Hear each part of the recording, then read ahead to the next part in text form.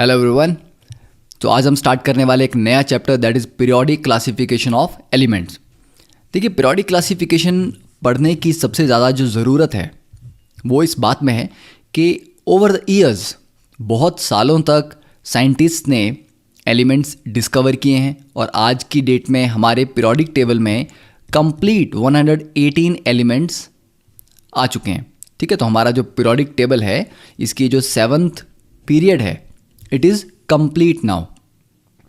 तो इस टॉपिक को पढ़ने का जो सबसे बड़ी इंपॉर्टेंट रीज़न है दैट इज़ कि जब आप एलिमेंट्स के बारे में जानते हैं, आप एलिमेंट्स को एक पर्टिकुलर अरेंजमेंट में रखते हैं। ठीक है, जहाँ पर वो अपनी प्रॉपर्टीज़ के अकॉर्डिंग अरेंज किए गए हैं। जैसे अगर आप फर्स्ट ग्रुप को देखें तो दिस इज़ अल्कली। ठीक है, मेटल्स की बात करें तो lithium, sodium, potassium, rubidium, caesium, francium, these are alkali metals. Second जो है they are alkaline earth metals.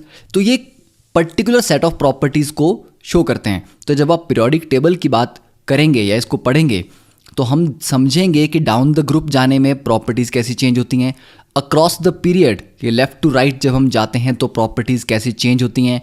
In properties को जब आप समझेंगे तब आपको ये पता चलेगा कि डिफरेंट जो बॉन्डिंग्स होंगी, आयनिक बॉन्ड की बात करें, कोवलेंट बॉन्ड की बात करें, कोऑर्डिनेट बॉन्ड की बात करें, ठीक है, और जो कंपाउंड फॉर्मेशन है या जो एसिडिक नेचर है, बेसिक नेचर है, मेटेलिक कैरेक्टर है, नॉन मेटेलिक कैरेक्टर है, ये सारी की सारी जो प्रॉपर्टीज़ हैं इनको समझने में हमें बहुत आसानी होती है अगर आप पीरियोडिक टेबल को अच्छे से समझते हैं। और इसमें जितनी भी प्रॉपर्टीज़ हैं वो left to right, top to bottom कैसी चेंज होती हैं इसको आप समझते हैं। तो इनऑर्गेनिक केमिस्ट्री के बेसिक अंडरस्टैंडिंग के लिए आपको ये चैप्टर अच्छे से समझ आना चाहिए। और अब बहुत सारी इसमें चीज़ें हैं जो आपको याद भी करनी पड़ेंगी। ठीक है, डिफरेंट एलिमेंट्स के एटॉमिक वेट कितने हैं, ओके, उनका एटॉमिक नंबर क्या है, वो सॉलिड हैं या लिक्विड फॉर्म में है, गैसेस फॉर्म में है, क्या वो मेटलॉइड्स हैं। ठीक है, तो ये सारे कुछ पॉइंट्स होंगे जो आपको धीरे धीरे याद करने पड़ेंगे। तो देखिए, जैसे इस पीरियोडिक टेबल में यहाँ जो दिखाया गया है आप देख सकते हैं कि ये जो फर्स्ट रेड कलर में है ये सारे क्या हैं, अल्कली मेटल्स। तो आप देखिए these are the alkali metals. Second is alkaline earth metals, तो बेरिलियम से लेके बेरियम तक, क्योंकि रेडियम इज रेडियो एक्टिव, तो ये सारे अल्कलाइन अर्थ मेटल्स हैं। देन ट्रांजिशन मेटल्स, इनको आप डी ब्लॉक मेटल्स बोलते हैं। Then we have basic metals, aluminium, gallium, indium, thallium, lead, tin, bismuth. ठीक है, सेमी मेटल या मेटलॉइड्स, फिर नॉन मेटल्स हैं, हेलोजन्स हैं, नोबल गैस, लेंथेनॉइड्स, एक्टेनॉइड्स। ठीक है, तो डिफरेंट कलर स्कीम के अंडर इसको यहाँ पर ऑर्गेनाइज किया गया है। Okay, so now move on to the some important facts. कुछ बेसिक फैक्ट्स मैंने सेलेक्ट किए हैं जो आपको हो सकता है हेल्पफुल हों। First thing is elements such as gold, silver, tin, copper, lead, mercury have been known since antiquity.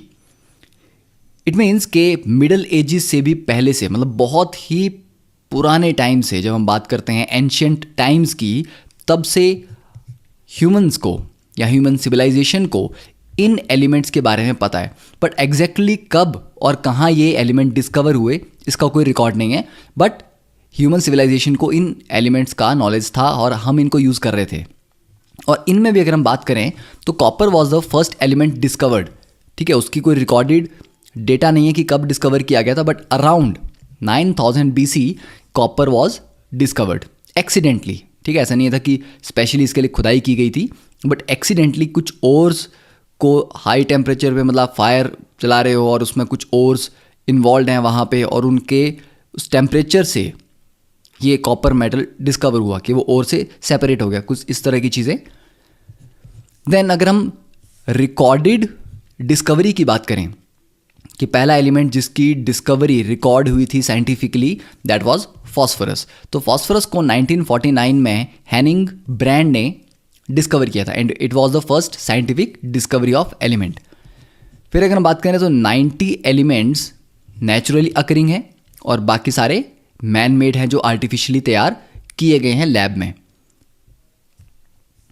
Then elements discover till date, अब तक हमने 118 एलिमेंट्स डिस्कवर कर लिए हैं। तो एक तरह से हम बोल सकते हैं कि 7th period is complete now.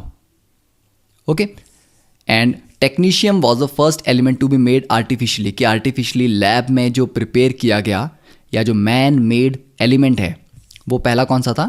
Technetium. And bromine is the only non metal liquid, कि ब्रोमीन एक नॉन मेटल है पर ये गैस नहीं है, it is liquid at standard temperature and pressures. Okay, so now we have these 7 points. So I think you can just pause the video now and note down these 7 points.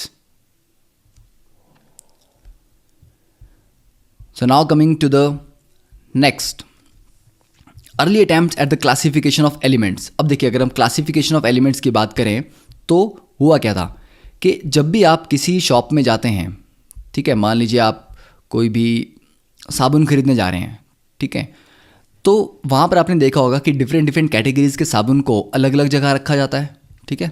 आपके पास एक section में bathing soaps होंगे, एक side में detergents होंगे, ठीक है, फिर डिटर्जेंट बार्स होंगी, तो इस तरह से डिफरेंट। तो हम ये बोलते हैं कि जब आप कहीं पर हाइपर मार्केट में अगर आप जाते हैं, सुपर मार्केट में जाते हैं सामान कुछ भी लेने, तो एक पर्टिकुलर कैटेगरी का सामान एक जगह रखा जाता है, दूसरी कैटेगरी का सामान दूसरी जगह रखा जाता है। आपको ऐसा नहीं होगा कि आप साबुन खरीदने जा रहे हैं और उसमें बीच में आपको क्या मिल रहा है, ग्रॉसरी मिल रही है, कि ग्रॉसरी के पैकेट, ओट्स के पैकेट उसके साथ रखे गए हैं, ठीक है, तो ऐसा नहीं होता है। इट मीन्स हमारी ह्यूमन की टेंडेंसी है कि जो सिमिलर चीज़ें हैं उनको एक साथ ग्रुप में रखा जाए, ठीक है। तो सबसे पहले जो अटेम्प्ट्स थे दैट वाज कि जो भी एलिमेंट डिस्कवर कर लिए गए हैं इनको किस ग्रुप में हम रखें, कैसे रखें, रैंडमली तो आप रख नहीं सकते।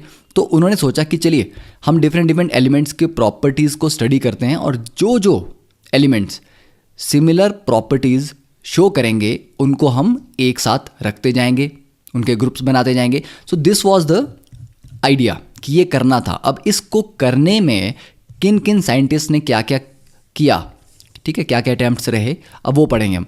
तो first was डॉब्रिनर्स triads.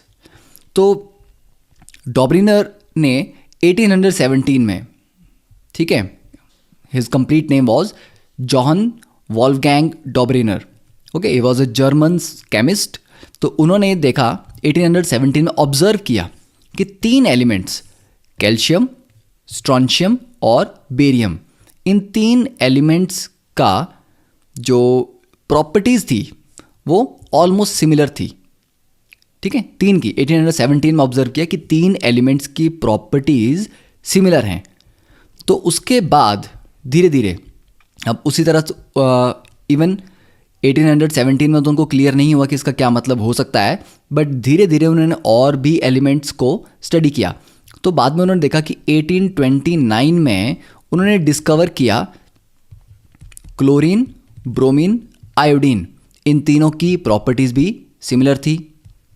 Lithium, sodium, potassium, इन तीनों की प्रॉपर्टीज़ भी सिमिलर थी।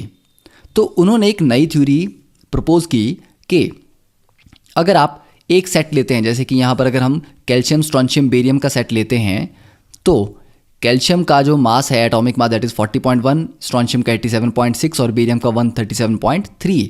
तो अगर आप कैल्शियम प्लस बेरियम का एवरेज लें, that is 40.1 plus 137.3 divide by 2 अगर हम करते हैं, तो आपको अप्रॉक्सीमेटली स्ट्रॉन्शियम का एटॉमिक मास मिलेगा। मतलब फर्स्ट और थर्ड एलिमेंट के मास का जो एवरेज है वो मिडल एलिमेंट के एटॉमिक मास के बराबर आ रहा है। सेम चीज़ आप यहाँ पर कर सकते हैं। क्लोरीन और आयोडीन के एटॉमिक मास का एवरेज लेंगे तो वो अप्रॉक्सीमेटली ब्रोमीन का मास आएगा। लिथियम और पोटाशियम के एटॉमिक मास का एवरेज लेंगे तो वो सोडियम के एटॉमिक मास के अप्रॉक्सीमेट आएगा, ठीक है। तो इससे उन्होंने आइडिया लगाया कि एलिमेंट्स 3-3 के ग्रुप्स में एग्जिस्ट करते हैं, ठीक है। क्या क्या थ्योरी थी कि एलिमेंट्स एग्जिस्ट इन ट्राइड्स, ठीक है। 3 के जो ग्रुप को कहा गया ट्राइड, कि 3 एलिमेंट इकट्ठे होंगे, तीनों की प्रॉपर्टीज एक जैसी होंगी और आप फर्स्ट और थर्ड के एटॉमिक मास का एवरेज लोगे तो वो सेकंड के एटॉमिक मास के बराबर आएगा। तो इस टेबल में आप देखिए हमने यहाँ पर ग्रुप ए, ग्रुप बी और ग्रुप सी रखे हुए हैं।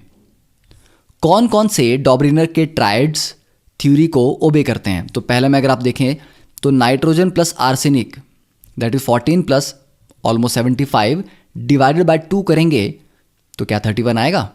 देखिए 75 प्लस 14 कितना हुआ? 89, और 89 डिवाइड बाय 2 करेंगे तो डेफिनेटली 31 तो नहीं आएगा। ठीक है, तो ग्रुप ए डॉबरिनर ट्रायड थ्योरी को ओबे नहीं करता है, ग्रुप बी करता है।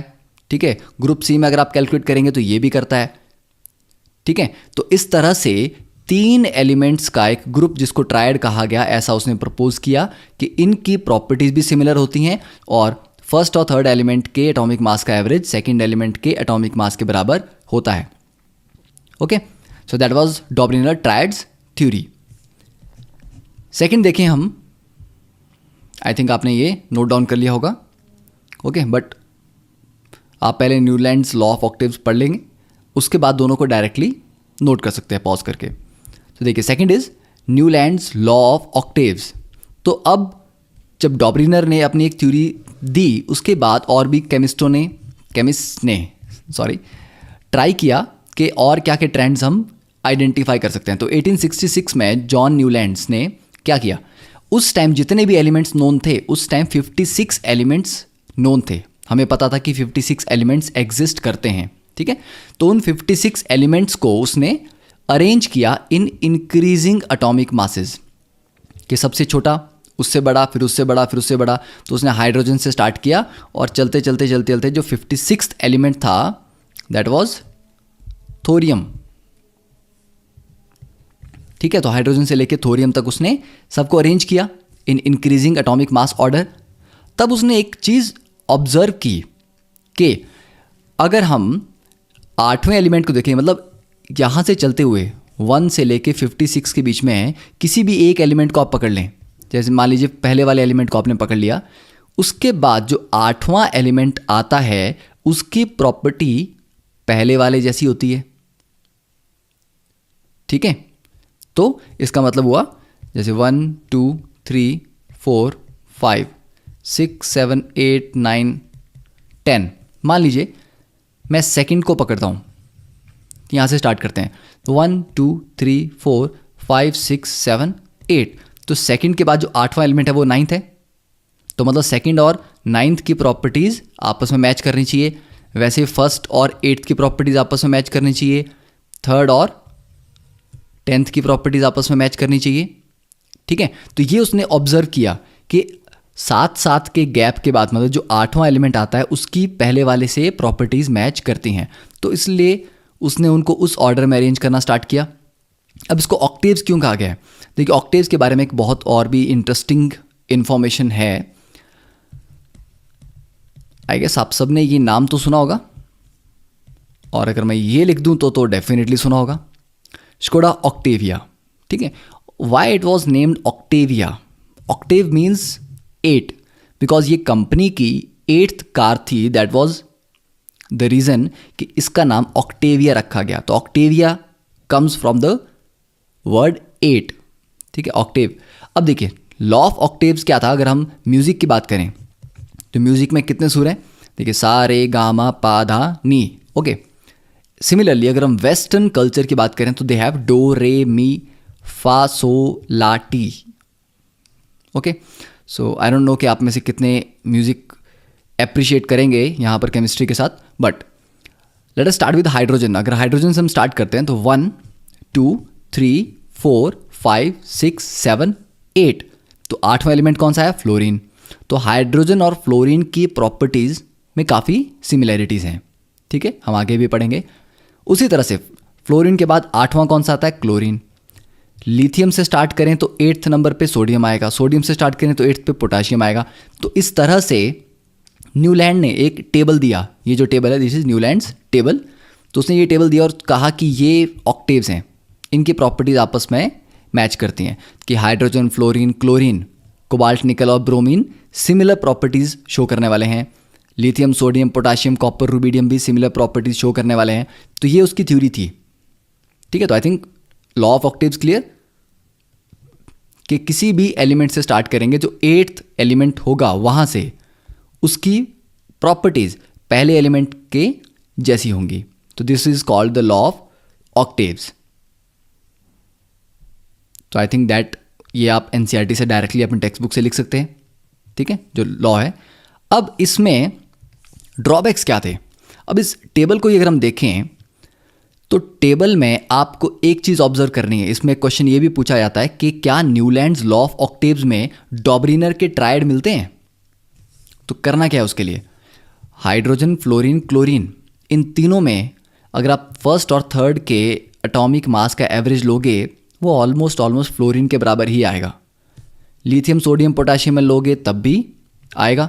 तो मतलब डॉब्रिनर के ट्रायड्स आपको यहाँ पर मिलते हैं, पर सब में मिलेंगे नहीं, ज़रूरी नहीं है, ठीक है, बट कुछ कुछ में मिल सकते हैं। तो आप ट्राई कर सकते हैं कि 3-3 का एक ग्रुप पकड़ के आप फर्स्ट और थर्ड के एटॉमिक मास का एवरेज लेके देख लीजिए। अगर आता है मिडल वाले एलिमेंट के एटॉमिक मास के बराबर, then they also obey the Dobereiner triad law, ठीक है।